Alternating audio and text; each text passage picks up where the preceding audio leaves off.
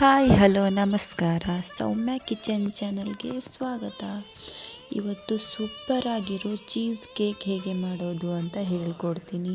ಮೈದಾ ಇಲ್ಲದೆ ಮತ್ತು ಎಗ್ ಇಲ್ಲದೆ, ಏನು ಸೋಡಾ ಇಲ್ಲದೆ ಮತ್ತು ಗ್ಯಾಸ್ ಹಚ್ಚದೆ ಕೂಡ ಈ ಥರ ಕೇಕ್ ಮಾಡ್ಬೋದು.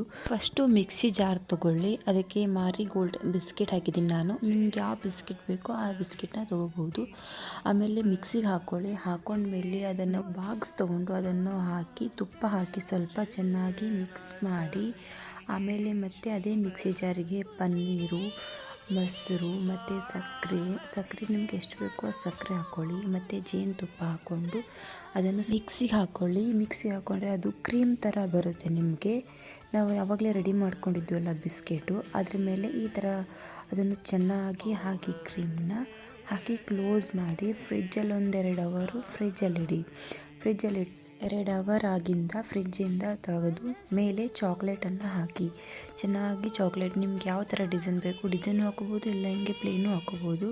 ಚಾಕ್ಲೇಟ್ ಹಾಕ್ಕೊಂಡು ಮತ್ತೆ 4 ಅವರು ಫ್ರಿಜ್ಜಲ್ಲಿಟ್ಟು ಆಮೇಲೆ ತೆಗೆದು ನೋಡಿದರೆ ನಿಮಗೆ ಸೂಪರಾಗಿರೋ ಚೀಸ್ ಕೇಕ್ ರೆಡಿಯಾಗಿರುತ್ತೆ.